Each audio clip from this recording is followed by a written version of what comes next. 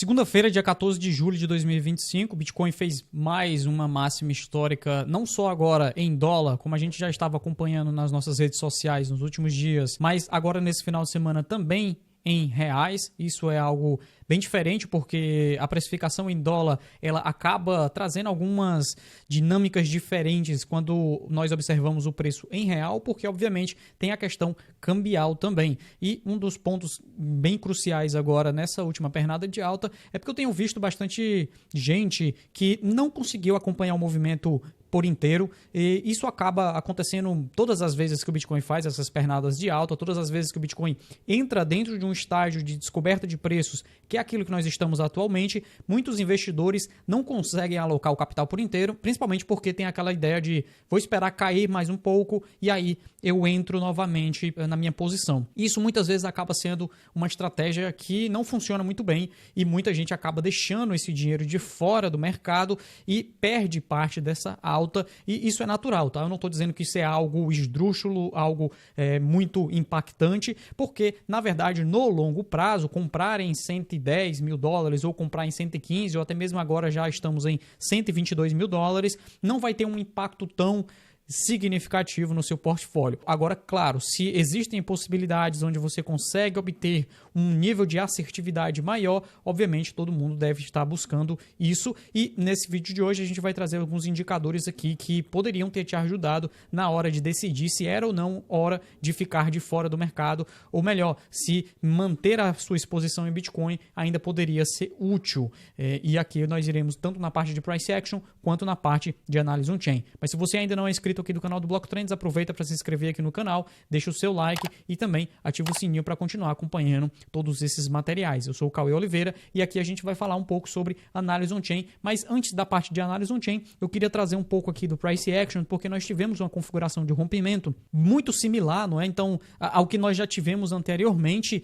em outros períodos de correção e lateralização. Por exemplo, nesse período aqui entre janeiro e abril nós tivemos esse canal de baixa, o Bitcoin veio respeitando esse canal de baixa diversas vezes e nós estivemos rastreando lá para os nossos assinantes do Block Trends Pro, e quando nós fizemos um movimento de rompimento desse canal, você pode ver que a tendência de preço do Bitcoin começou a esticar de forma bem intensa, com candles aqui, né? Ou seja, dias que subia aí mais de 10% em pouco tempo, né? Aqui nós estamos em algo bastante similar, porque nós tivemos uma configuração de rompimento de um canal de baixa que nós já estávamos seguindo aí desde 22 de maio, quando nós tivemos ali o Bitcoin atingindo próximo dos 112 mil dólares. Depois nós fizemos uma correção que atingiu até os 98 mil dólares, e somente agora no início de julho foi que a gente conseguiu fazer de fato uma estrutura de rompimento dentro desse canal de baixa, ou canal de normalização, como eu prefiro chamar aqui dentro do Block Trends Pro. Inclusive, se você não sabe o que é o Block Trends Pro, depois eu vou deixar o link aqui na descrição, porque nós estivemos rastreando esse tipo de coisa lá para os nossos assinantes, principalmente dentro da nossa comunidade, onde a gente discute bastante sobre o mercado, e eu passo toda a minha visão de mercado lá através de diversos indicadores. Então nós tínhamos aqui esse rompimento desse canal de baixa, e como vocês podem notar aqui muito bem, no momento em que nós rompemos aqui, né, nesse candle aqui em específico, nós ainda sofremos para conseguir sustentar em cima desse topo do canal de baixa, não é? E logo depois de alguns dias, passado alguns dias, de fato vem o rompimento real. Aqui nós ficamos 1, 2, 3, 4, 5, 6 dias dentro de uma estrutura de lateralização, aqui testando o topo desse canal de baixa como suporte. Isso daqui foi bastante significativo. Esse foi um dos pontos principais que nos indicou que, de fato, nós iríamos fazer mais máximas históricas, nós iríamos atingir uma máxima histórica muito em breve. Falamos disso abertamente dentro da nossa comunidade e eu acabei falando um pouco também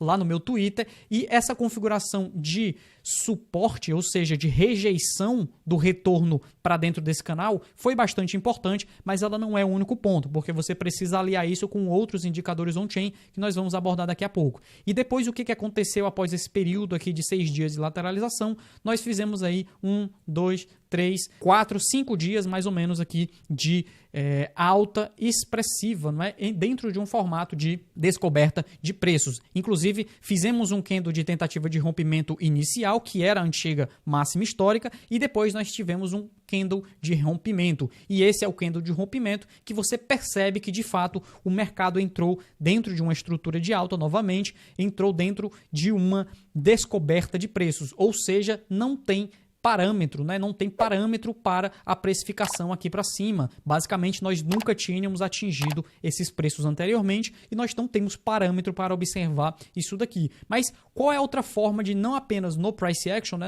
Se você não tiver esse tipo de configuração de análise técnica no seu gráfico, que tipo de coisa você poderia estar observando para entender que não era hora de ficar esperando, não era hora de ficar tentando, vou aguardar aqui cair mais um pouco para eu comprar. O ideal era de fato estar posicionado. Uma das formas é através do fluxo de capital, né? Então, dentro da rede, nós temos apenas interações de volumes, interações de transações on-chain que são executadas entre indivíduos.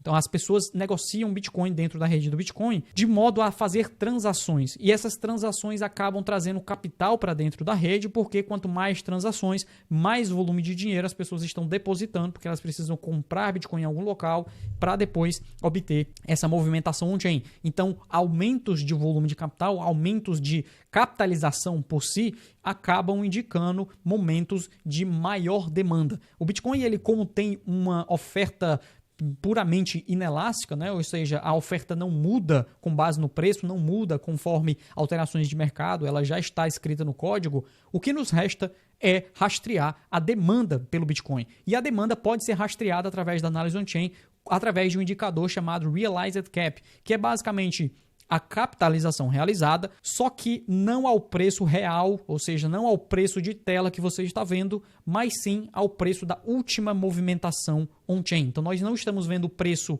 nas exchanges, nos balcões de negociação, etc. Nós estamos vendo o último preço ao qual esse UTX, ou nessa moeda, foi movimentada dentro da rede do Bitcoin.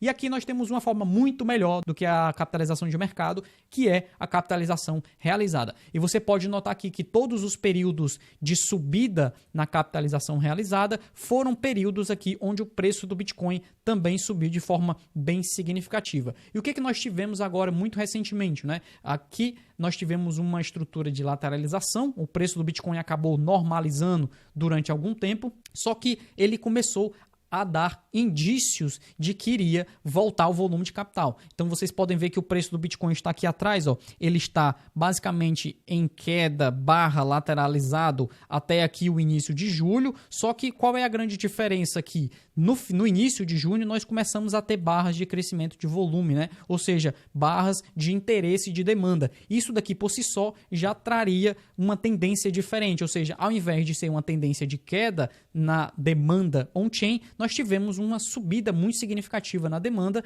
e essa subida, o preço do Bitcoin, ele ainda estava ali mais ou menos em $108 mil, né? Então, nessa faixa dos $108 mil que ele ficou lateralizando, que é justamente essa faixa aqui, ó, de lateralização que eu estou mostrando aqui para vocês, o indicador de capitalização realizada já nos tinha indicado que houve um aumento de demanda pelo Bitcoin. E esse aumento de demanda provavelmente iria nos indicar uma pernada de alta que de fato acabou acontecendo e é essa que nós estamos nesse momento.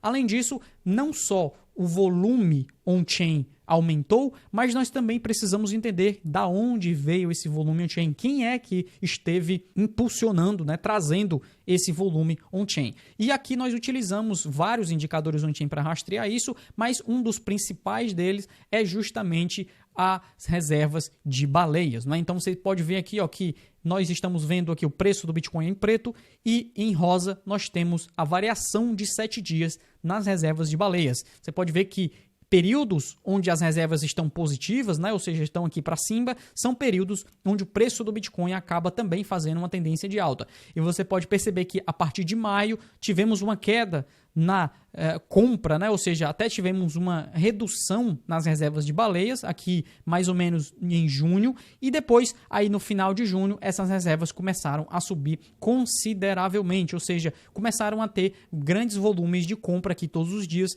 através dessas reservas de baleias, né? Você pode ver aqui através do próprio valor total. Quando atingiu aqui em junho, entre junho até o final de junho, né, no início de junho até o final de junho, essas reservas ficaram relativamente lateralizadas, como você pode ver aqui, ó, esse período onde eu estou mostrando na minha tela, ficou lateralizado, não teve grande volume de compra, mas a partir do final de junho, né, olha o que acontece com o gráfico. Ele começa a subir de forma bem intensa, né? Então, um período de lateralização e depois, mais ou menos aí no dia 22, 23 de junho, retorno de demanda compradora, né? E aqui, na variação de 30 dias, você pode ver, ó, com um período de queda e depois, a partir de junho, né, a partir do final de junho, volta aqui a acumulação on-chain. E esse foi um dos pontos que nós citamos lá no nosso relatório, né? Nós mostramos aqui justamente a variação de um ano, e aqui eu já estou olhando mais aberto, né, o horizonte de tempo maior, na variação de um ano dessas reservas, principalmente na demanda que estava vindo através dos próprios ETFs, né? Então aqui você pode ver que a demanda de ETFs também esteve bastante alta. E isso daqui, inclusive, continua seguindo uma trajetória bastante similar com aquilo que foi a captação líquida, né, o fluxo de capital que entrou através desses ETFs no ano passado. Então, essas são algumas dicas aqui, né? Então, fazendo uma análise / educação no que diz respeito a que indicadores você pode entender na hora de perceber se é ou não o momento de estar de fora, principalmente no que diz respeito a demanda on-chain, interesse institucional, que é aquilo que eu esteve mostrando para vocês, um pouco do próprio price action, e você pode ainda até ir além, né? Você pode, inclusive, utilizar indicadores de sinalização de curto prazo, esse que eu estou mostrando aqui na tela para vocês, que nos mostrou justamente quando foi a última vez de reduzir ali um pouco a nossa euforia de mercado, que foi justamente em novembro, né? Ele fez uma indicação de alto risco, depois o preço do Bitcoin caiu até abril aqui, e depois ele fez uma indicação de baixo risco, e aqui eu tinha apagado, mas vocês podem ver em verde, são as indicações de baixo risco, melhores zonas de compra são aqui no verde, né? Você pode ver que teria sido uma saída de capital quando o preço do Bitcoin estava aqui em 98 mil dólares e depois poderia ter feito uma redução de capital aqui em cima dos 100 mil dólares e depois voltado a recomprar abaixo de 81 mil dólares, que é quando tem essas barras verdes.